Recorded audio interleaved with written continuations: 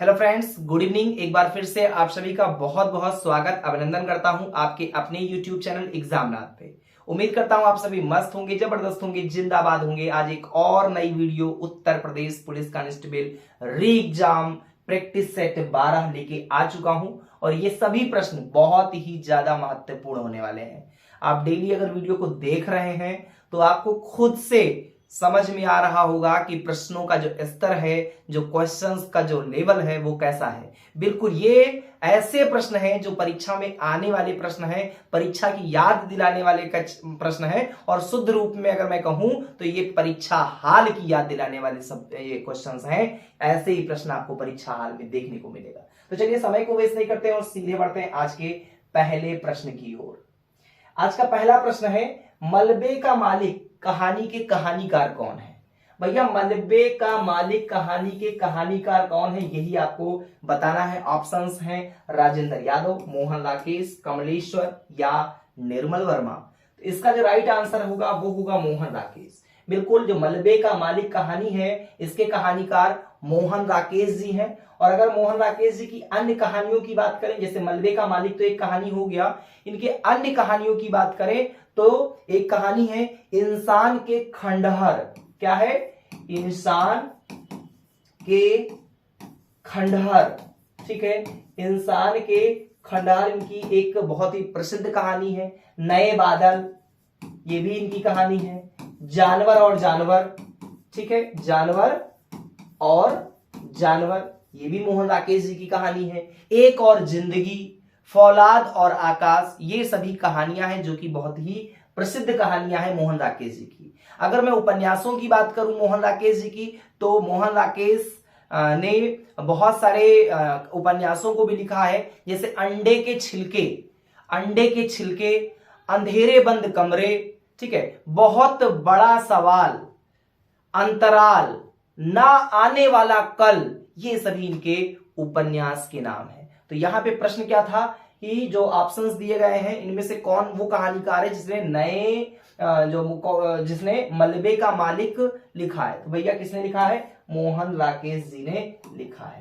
बढ़ते हैं अगले प्रश्न की ओर। आज का हमारा दूसरा प्रश्न है, अमृतलाल नागर के उपन्यास मानस का हंस का कथा वस्तु क्या है? ठीक है, अमृतलाल नागर का एक उपन्यास है जिसका नाम है मानस का हंस। इसका कथा वस्तु क्या है? बुंदेलखंड का सांस्कृतिक जीवन, हास्योन्मुख मध्यकालीन भारत, लोरी चंदा की लोक कथा, तुलसीदास का मानसिक विकास। तो इसका जो राइट आंसर होगा वो होगा तुलसीदास का मानसिक विकास। बिल्कुल, जो अमृतलाल नागर के उपन्यास है मानस का हंस, इसका जो कथा वस्तु है वो है तुलसीदास का मानसिक विकास। Option D for Denmark is the right answer. बढ़ते हैं तीसरे प्रश्न की ओर। विज्ञान में कौन सा उपसर्ग लगा? ई, विग, देखिए यहां पे तो ऑप्शन सेम हो गया है, विग, विग या वी। तो इसका जो राइट आंसर होगा वो होगा ऑप्शन डी। देखिए विज्ञान, देखिए वी प्लस ज्ञान ही तो बना है, तो आपका क्या हो गया उपसर्ग? भैया वी हो गया, इसलिए ऑप्शन डी सही हो जाएगा। बात समझ में आ गई? Option D for Denmark is the right answer. बढ़ते हैं चौथे प्रश्न की ओर। पुरुषोत्तम अग्रवाल को उनकी किस रचना के लिए देवी शंकर अवस्थी स्मृति सम्मान प्रदान किया गया? विचार का अनंत, तीसरा रुख, संस्कृति वर्चस्व और प्रतिरोध, अकत कहानी, प्रेम की कबीर की कविता और उनका समय। तो इसका जो राइट आंसर है वो होगा तीसरा रुख। बिल्कुल, पुरुषोत्तम अग्रवाल को उनकी किस रचना के लिए दिया गया है देवी शंकर अवस्थी स्मृति सम्मान? तो भैया तीसरा रुख जो है उनकी रचना के लिए उन्हें देवी शंकर अवस्थी स्मृति सम्मान दिया गया। बढ़ते हैं अगले प्रश्न की ओर। अगला प्रश्न हमारा है, निम्न उपन्यासों में कौन सा मृदुला गर्ग द्वारा रचित नहीं है? मृदुला गर्ग द्वारा रचित नहीं पूछा गया है, विशेष ध्यान रखिएगा। यहां पे क्या है? नहीं है।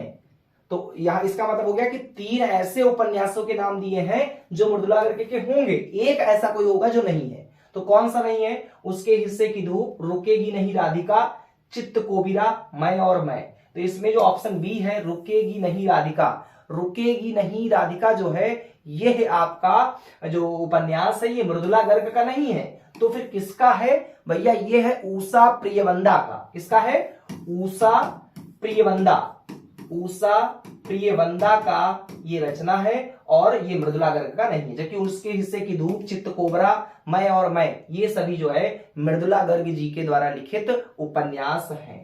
बढ़ते हैं अगले प्रश्न की ओर। क्वेश्चन नंबर 6 हमारा है, तुलसी कृत शब्द का समास विग्रह करने पर करण कारक की कौन सी विभक्ति मिलती है? तो भैया करण कारक में कौन कौन सी विभक्ति मिलती है, और पहले बात हम ये जान लेते हैं तुलसी कृत में क्या होगा। तो देखिए यहाँ पे द्वारा जो है, क्या होगा, द्वारा जो है, देखिए करण कारक तत्पुरुष समास जो होता है, करण कारक चिन्ह में क्या क्या, देखिए करण कारक, करण कारक, कारक के जो चिन्ह होते हैं, जो चिन्ह होते हैं करण कारक के, वो कौन कौन से होते हैं?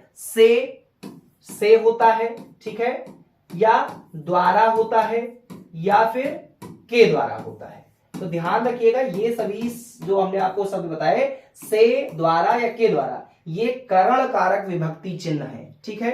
तो समझ में आ गया, बिल्कुल ही आ गया होगा। करण कारक चिन्ह से, द्वारा, के द्वारा के लोप से बनने वाला जो समास होता है वो करण कारक तत्पुरुष समास कहलाता है। और यहाँ पे आपको मैंने बोला कि द्वारा शब्द जो है ये करण कारक विभक्ति चिन्ह का है, तो यहाँ पे देखिए द्वारा ऑप्शन दिया गया, इसलिए ऑप्शन ए सही होगा।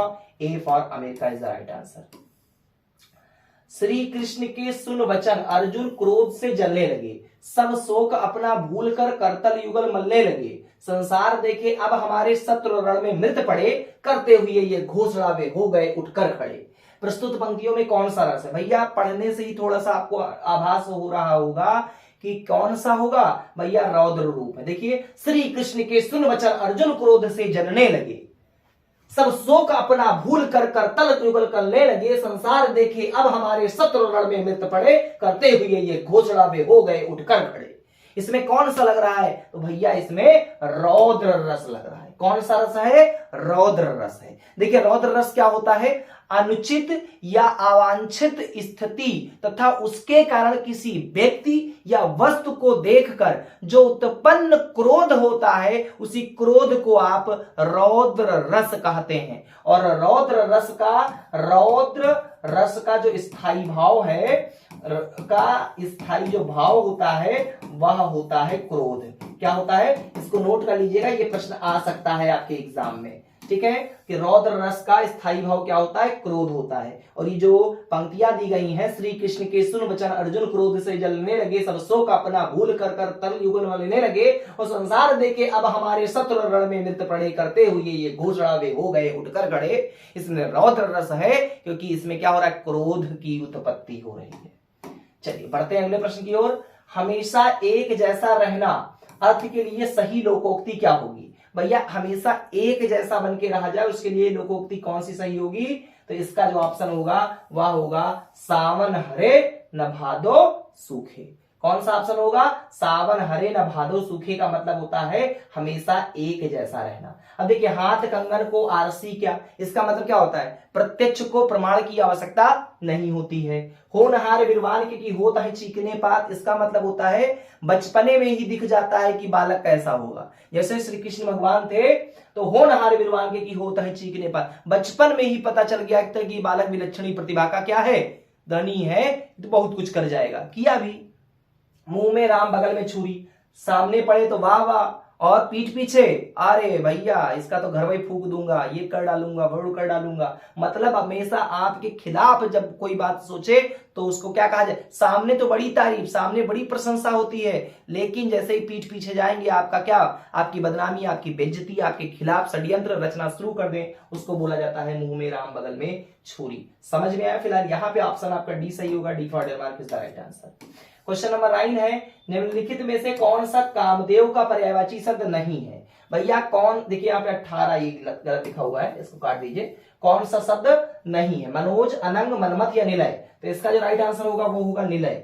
मनोज, अनंग, मनमत ये सभी कामदेव के पर्यायवाची हैं, लेकिन जो निलय शब्द यहाँ पे दिया गया है वो दोस्तों घर का पर्यायवाची है। किसका? निलय, घर, ग्रह, ठीक है, इसका पर्यायवाची शब्द है। तो यहाँ पे प्रश्न क्या है? कौन सा पर्यायवाची कामदेव का नहीं है? भैया निलय नहीं है। क्यों नहीं है? क्योंकि ये घर का पर्यायवाची है। बढ़ते हैं क्वेश्चन नंबर 10वें की ओर। कोई आया था वाक्य में कौन सा सर्वनाम भेद का प्रयोग हुआ है? प्रश्नवाचक, पुरुषवाचक, निजवाचक या अनिश्चयवाचक? भैया इसमें हुआ है अनिश्चयवाचक सर्वनाम।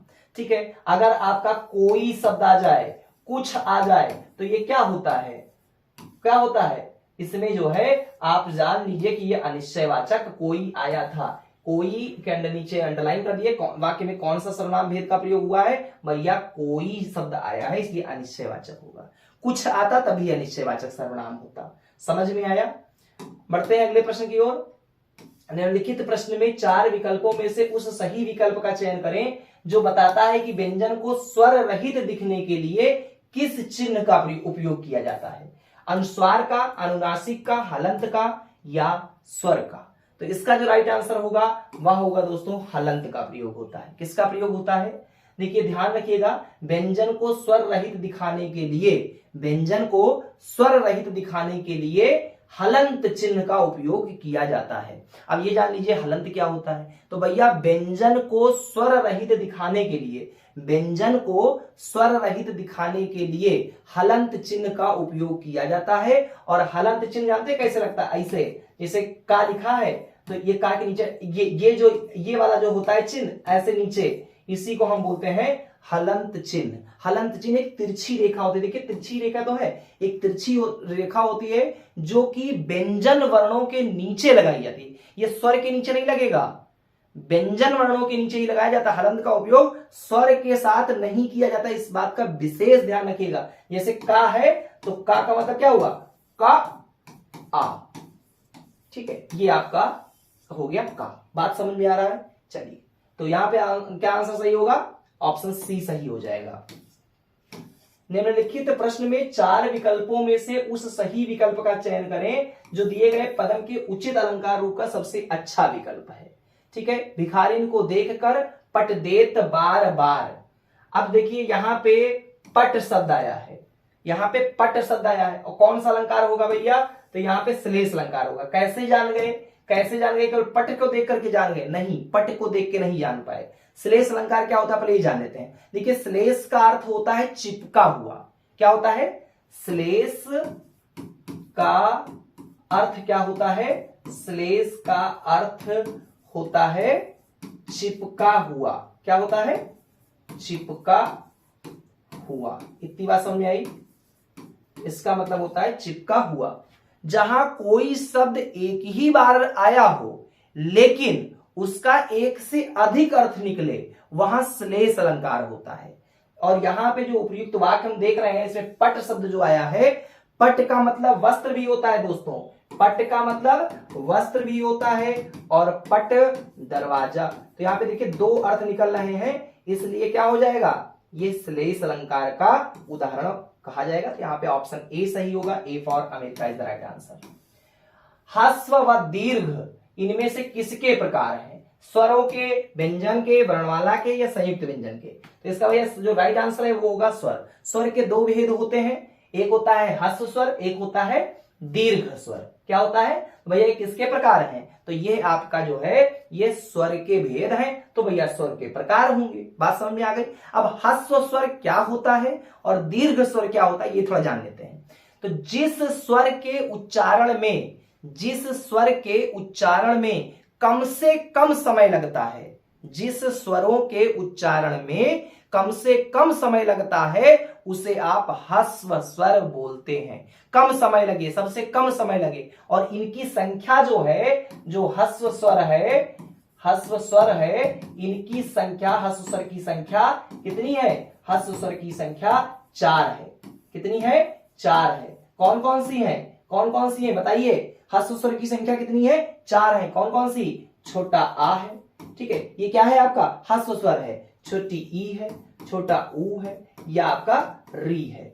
ये आपके ह्रस्व स्वर हैं। और ह्रस्व स्वर किसे कहते हैं? तो जिस स्वरों के उच्चारण में कम से कम समय लगता है उसे ह्रस्व स्वर बोलते हैं। अब जान लेते हैं भैया दीर्घ स्वर क्या होता है। तो दीर्घ स्वर क्या होता है? तो दीर्घ स्वर की जो संख्या होती है, इसकी संख्या भी बता देता हूं, दीर्घ स्वर की हम परिभाषा भी बात कर लेते हैं। ठीक है, तो देखिए दीर्घ स्वर होता क्या है? दीर्घ स्वर वो स्वर होते हैं जिन स्वरों के उच्चारण में ह्रस्व स्वरों के मुकाबले 2 गुना समय लगे।